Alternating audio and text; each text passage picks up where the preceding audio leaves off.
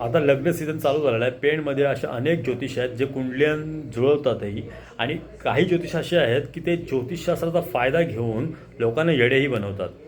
काहीतरी योग आहे सांगतात की तुमच्यामध्ये द्वियोग आहे, हा योग आहे, हा दोष आहे, आणि आमच्या इथं त्याच्या विधीसुद्धा होतात असे सांगून एका विधीचे 8-8, 10-10 हजार रुपये घेतले जातात. हे लोक तुम्हाला लुबाडण्याचं कार्य करतात. प्रत्येक कुंडलीमध्ये काही ना काहीतरी दोष सांगतात, किंवा जर जर दोषही नसेल तर नवग्रह शांती करा सांगतात, आणि त्या विधीचे 7-8 हजार रुपये घेतले जातात. तुम्हाला सांगतो, हे असले फालतू धंदे बंद करा. तुम्ही फक्त त्यांच्यातनं ज्योतिषाचा सल्ला घ्या, काय दोष आहे तो ऐका, काय पॉईंट आहे तो ऐका, आणि तुम्हाला जर विधी करायची वेळ आलीच असेल तर, किंवा नवग्रह शांती करायची वेळ आली असेल तर, तुम्हाला सगळ्यात उत्तम सांगतो की नाशिकमध्ये प्रॉपर विधी होतात, आणि नाशिकमध्ये सगळ्यात प्रॉपर विधी होतात आणि योग्य पद्धतीने विधी होतात. तुम्ही जर पेणमध्ये विधी करत बसाल तर तेच मटेरियल जे यूज करतात ते त्यांचा तेच सुपाऱ्या असतात, त्याच नारळ असतात, तेच ठेवून देतात. 10 जणांना तोच यूज करतात आणि तोच तुमच्यासाठी यूज केला जातो. किंवा जो एक्स्ट्रा मटेरियल लागतो, एक्स्ट्रा माल लागतो तुम्हाला विधी करण्यासाठी, तो स्वतःला आणायला तुम्हाला सांगतात.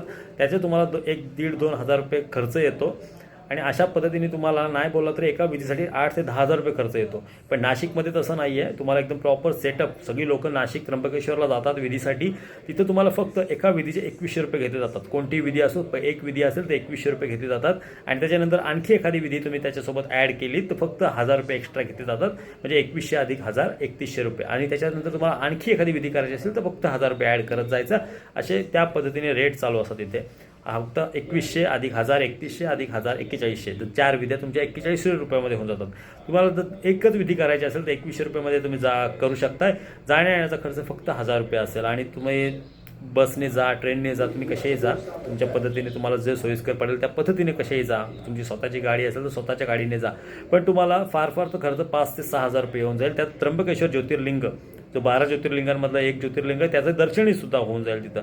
अशा पद्धतीने तुम्ही फक्त 6 ते 7 हजार रुपयामध्ये विद्या करू शकताय तुमच्या ज्योतिषशास्त्रामधल्या, जे तुम्हाला अडीअडचणीमध्ये येत असतील त्यांच्याबद्दल. पण पेणमध्ये अशी लोक आहेत की 1-2 विधीचे 15 ते 20-20 हजार रुपये घेतात. यांच्या भुलकावण्यांना अजिबात बळी पडू नका. त्यांचा मटेरियल तोच आहे, सतत तुम्ही तोच मटेरियल यूज करताय. ते फक्त पैसे कमवण्याचे काम करतात. कोणत्याही प्रॉपर सेटअप नाही, बस नॉर्मली शिकलेत मंत्रमित्र वाचायला, आणि ते पैसे लुटाचं काम चालू आहे. नाव कोणाचं घेत नाही, पण जे विधी सांगतील द्वियोग आहे, हे आहे, ते आहे, नवग्रह शांती करा, काही गरज नाही आहे. नाशिक बेस्ट आहे. तुम्हाला कार्ड देतो, कोणताही कमिशन वगैरे काहीच नाही. तिथं जा, या नंबरवरती, किंवा तिथं अन्य भरपूर लोक आहेत तिथं विधी करणारे, त्यांना भेटा. 2100 रुपये फार घेतील. विधी होऊन जाईल तुमची प्रॉपर सेटअपनी.